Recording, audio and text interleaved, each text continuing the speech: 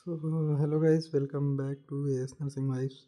सो guys, आज हम लोग पढ़ने जा रहे हैं एक्सटर्नल ईयर की डिफॉर्मिटी।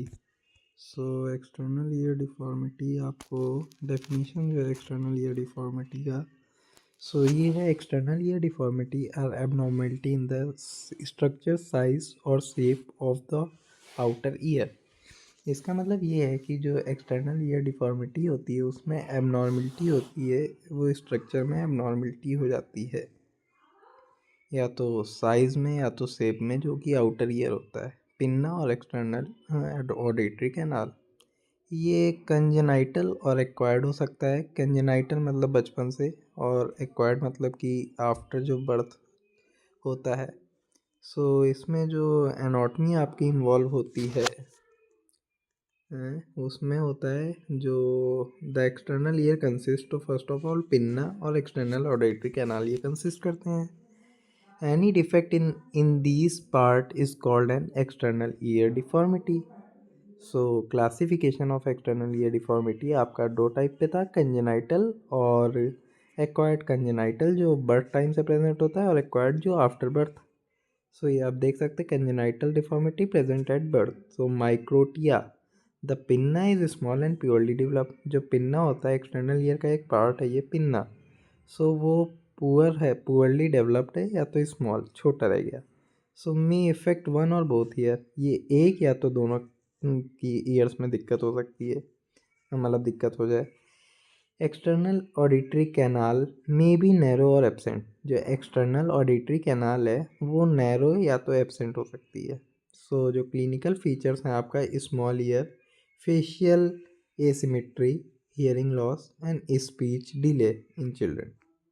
सो जो मैनेजमेंट आपका आता है, सो मैनेजमेंट में जो आपका है hearing aids and surgical reconstruction after 6 to 7 year, मतलब कि जैसे ही बर्थ होता है उसके 6 से 7 साल बाद सर्जिकली मतलब कि ऑपरेशन करा के आप सही करा सकते हो उसको। Speech therapy if needed.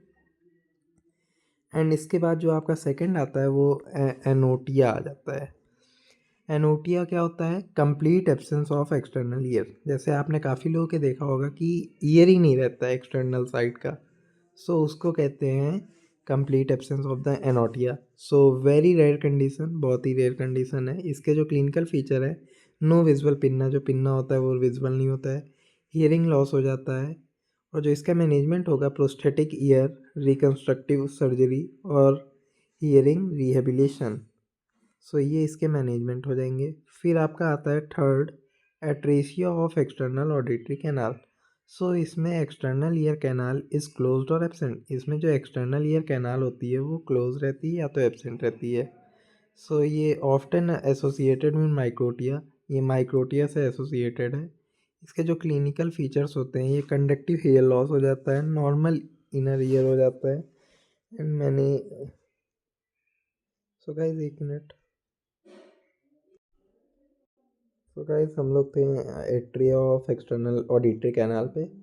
So external ear canal is closed और एब्सेंट। सो जो इसमें एक्सटर्नल ईयर कैनाल होता है वो क्लोज रहती है या तो एब्सेंट रहती है। ये माइक्रोटिया से एसोसिएट रहती है। सो जो इसके क्लिनिकल फीचर हैं वो conductive hearing loss, normal inner ear. और जो मैनेजमेंट है, इसमें सर्जरी एक आखिरी ऑप्शन है जिसकी वजह से ईयर कैनाल खुल सकता है, और bone anchored hearing aid. And जो इसका लूप ईयर है वो upper part of the pinna fold downward caused by weak cartilage. जो इसमें अपर पार्ट है पिन्ना का, जो वो फोल्ड होके नीचे की तरफ आ जाता है, सो इसको लोप ईयर कहते हैं। ये वीक कार्टिलेज की वजह से होता है। जो इसके क्लिनिकल फीचर हैं वो dropping ear, usually no hearing problem. और जो इसका मैनेजमेंट है, माइल्ड केसेस में कोई ट्रीटमेंट नहीं होता है, बट सीवियर केस में उसमें कॉस्मेटिक सर्जरी। सो अगर देखिए, आपको सिंपल है, जो ये एक्सटर्नल ईयर की जो भी डिफॉर्मिटीज़ हैं, सो इसमें अगर आपका मैनेजमेंट आता है तो मैनेजमेंट में आपका सर्जरी रहेगा ही रहेगा, क्योंकि कोई भी डिफॉर्मिटी है तो विदाउट सर्जरी वो सही नहीं होगी। सो इसमें आपको सर्जरी लिखना ही पड़ेगा। ज़्यादातर जो डिजीज़ हैं आप उसमें सर्जरी लिख सकते हैं, ये एक आपका कॉमन हो जाएगा। सो फिर बाद में आपका आता है एक बैट ईयर, जिसको प्रोमिनेंट ईयर भी कहते हैं। सो इसमें जो ईयर है वो sticks out excessively from the head, ये स्टिक हो जाता है एक्सेसिवली जो हेड से। सो इसमें जो हियरिंग है वो तो नॉर्मल होती है, और ये साइकोलॉजिकल और कॉस्मेटिक इशू है। इसका मैनेजमेंट आप ये भी देख सकते हैं, ऑटोप्लास्टी, ये भी सर्जरी। तो मैनेजमेंट में आपको सर्जरी लिखना ही लिखना है।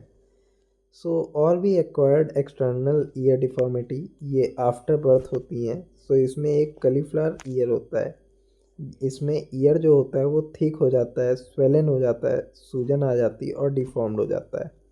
ये बार बार ट्रॉमा की वजह से हो जाता है। Common in boxer and wrestler, जैसे कि बार बार चोट लग रही है किसी चीज़ पे, तो ये उसकी वजह से। कॉमन इन बॉक्सर और रेसलर इसलिए क्योंकि वो लोग लड़ाई वड़ाई किया करते हैं तो उनके चोट लगा करती है। सो क्लिनिकल जो फीचर है इसके, वो पेन होगी, स्वेलिंग होगी और हार्ड होगा। मैनेजमेंट जो इसका आएगा वो अर्ली ड्रेनेज, प्रेशर ड्रेसिंग और सर्जरी हो जाएगा क्रोनिक केसेस में।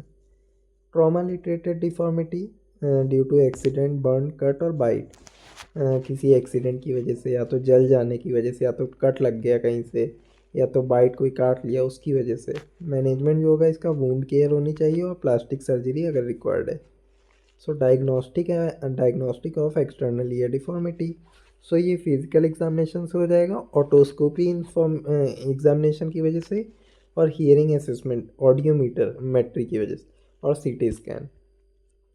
अगर सर्जरी प्लान्ड है तो सीटी स्कैन। कॉम्प्लिकेशन जो होता है, हियरिंग लॉस होता है, स्पीच डिले होता है, साइकोलॉजिकल स्ट्रेस होता है और सोशल एम्बेरसमेंट होती है। नर्सिंग मैनेजमेंट जो है इसमें आपको फर्स्ट ऑफ ऑल तो आपको ईयर स्ट्रक्चर और हियरिंग को आपको मैनेज करना है।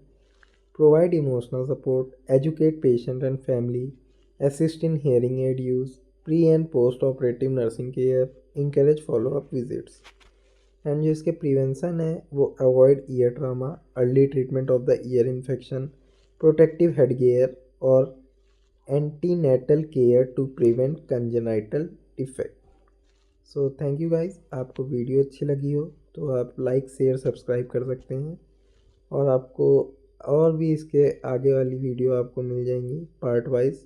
सो ये हमारी पहली वीडियो थी नर्सिंग मैनेजमेंट ऑफ ईयर वाले पे। सो अभी और भी आपको वीडियो मिल जाएगी अलग अलग पार्ट्स में। सो देखने के लिए आप बने रहें AS नर्सिंग वाइज चैनल पे। Thank you guys.